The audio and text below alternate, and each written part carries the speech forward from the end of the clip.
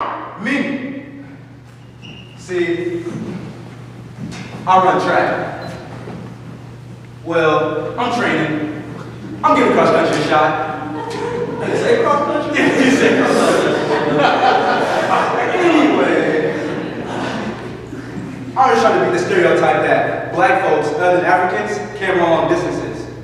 Coach had this crazy idea that when you run at 5:45 in the morning, it makes you think a lot better. I don't know about that. I'm just trying to beat the stereotype. So I guess 5:45 practice in the morning it is. My clock alarm radio woke me up the next morning with some breaking news. Breaking news, there's been a shooting on Rainier and Henderson. Suspect is still on the loose, armed and dangerous. Rainier? Henderson? Ah, man. I run through that street every morning. Armed and dangerous? These streets ain't safe. I can't go to practice today. I gotta skip practice. I know what I'm gonna do. I'm gonna go see the whole friend and family. See if he got some means of protection. Maybe a can of mace and pepper spray, something like that. But when I get there, he was like, "Hey man, mace and pepper spray? You ain't no punk. You better take this 4-5. And I thought about it for a second. And I ain't no punk. So I took it. Put the lot safer going back to my house. So I put it in my hoodie.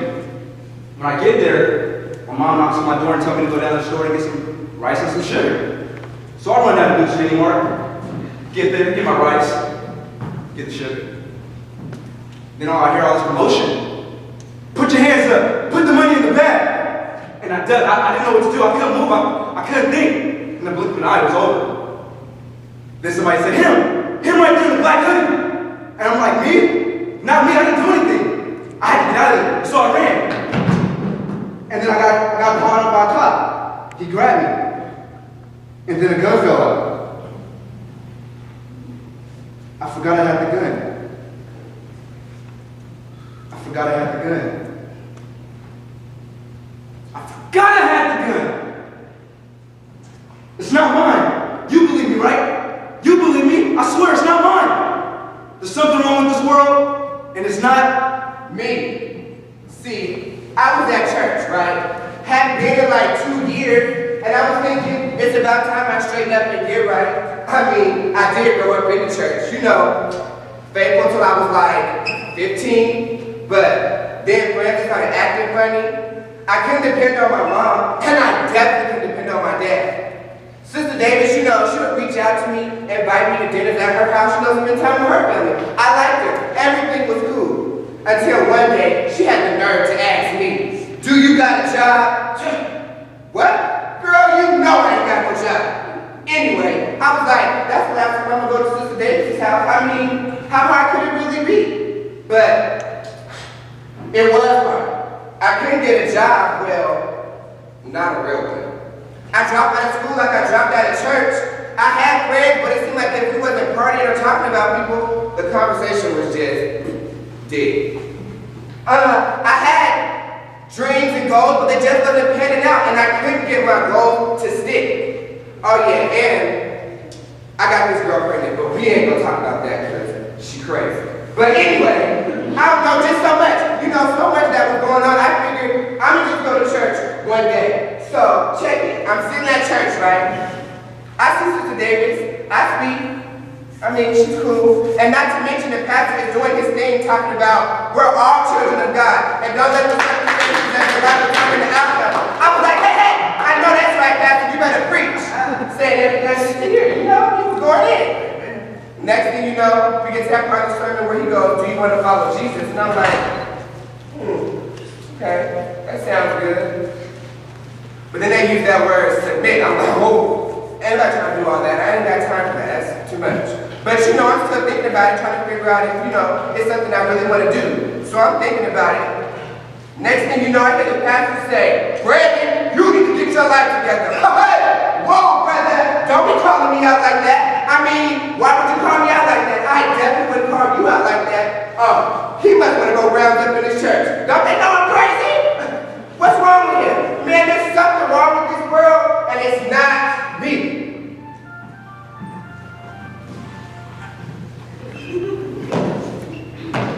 Specialist Anderson reports as ordered.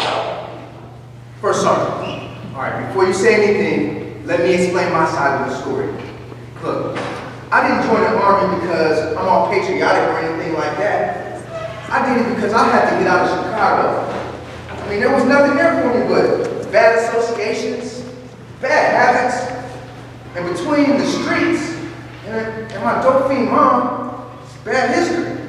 So I did what I had to do. I signed on the dotted line and I joined the Army. And it got me away from all those bad associations. I dealt with some bad habits. The history part is just so tough. It follows me everywhere. I'm still new, but I'm so good at it. I feel like I've been doing it for years. Some mornings, I get up with a couple of my guys, and, you know, we roll up a little bit before morning formation. But, hey, hear me out. Before I gotta be at formation, standing at attention, while the lieutenant's pacing back and forth, barking out all kind of orders that make no sense. Forgive me if I gotta spark one up one time. So, I'm headed to the formation a little buzz. I'm cool enough to fall in without anybody noticing. I mean, it's the same stuff every day. All right, wait. I may have had a little bit too much because when the lieutenant was doing roll call, I had something to say about everything. I was like, where my dogs at? You know, the lieutenant was doing his thing, giving his briefing, pacing back and forth. And whenever he had his back to me, I would just bust out. Teach me how to do it. Teach me how to do it. The soldier next to me would knock me back into place before the lieutenant could notice. Look, everything was going fine up until the lieutenant started barking out detail duty for the day.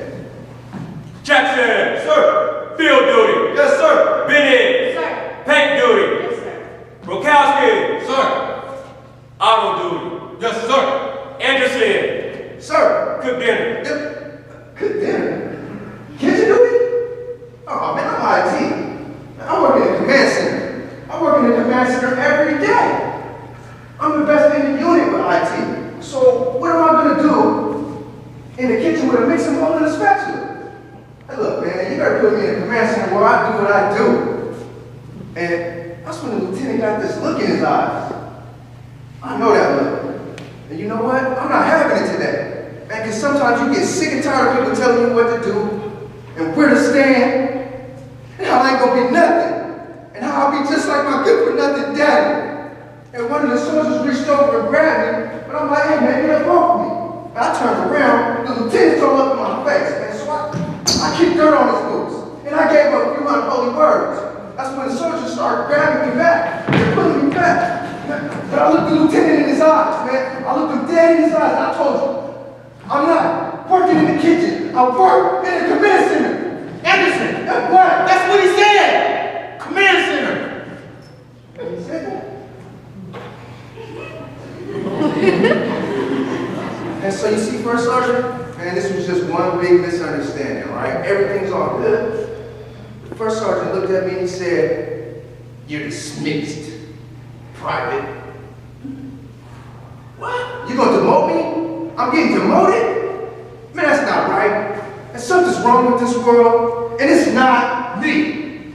It was one day late August, and I walked to the mailbox because I was anxious to see what they gave me for financial aid for this upcoming year at the UW.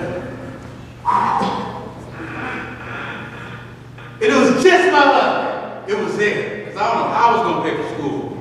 So I opened the letter, and at the bottom line, I read a $3,000 loan. Is that all?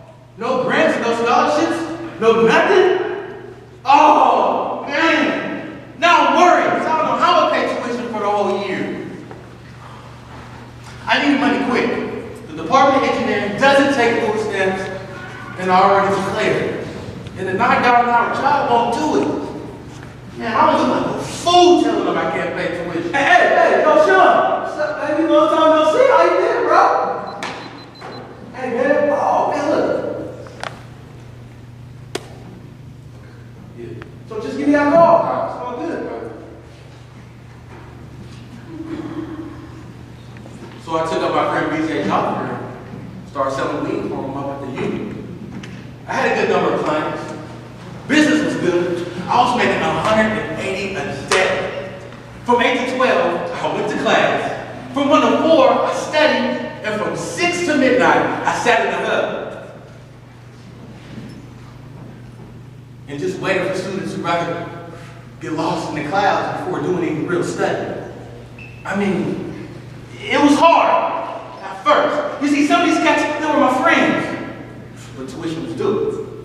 So friends, associates, and enemies, they can all look the same.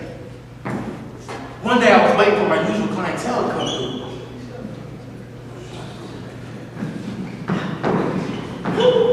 There was a lot of pandemonium.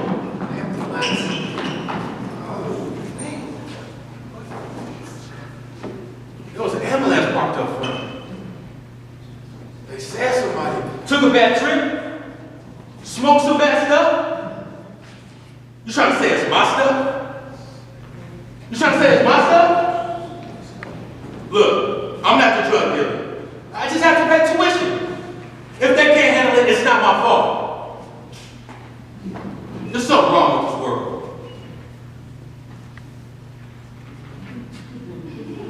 And it's not me. It's not me. It's not me. That's not me. It's not me. I went to the office. That's my job. Maybe I could have waited to go partying. It's not me. It's not me. It's not me. How did I get to know it? Not me. Maybe I'm not perfect. It's It's not not me. me. It's not me. It's not me. I know it's not me. It's not me, man. How did I get demoted, man? Oh my God. I do have a lot of verses. It's not It's not me. It's not me. It's not me. It's not me. I am like my dad. It's not me. It's me. No, it's not me. It must be wrong with it. It's not me. I shouldn't have took the gun. It's not me. It's Yeah, it's not me. It's not me. It's not me.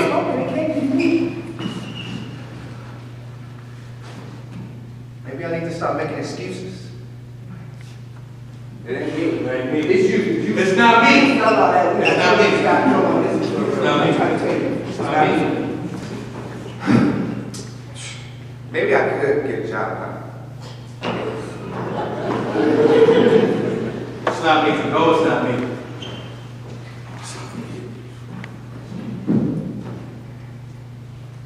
Maybe I was a drug dealer. When no one takes responsibility, the world breaks down. When no one takes responsibility, The world breaks down. When no one takes responsibility, the world breaks down. When No one takes responsibility. the world breaks down. down. Take responsibility. I am.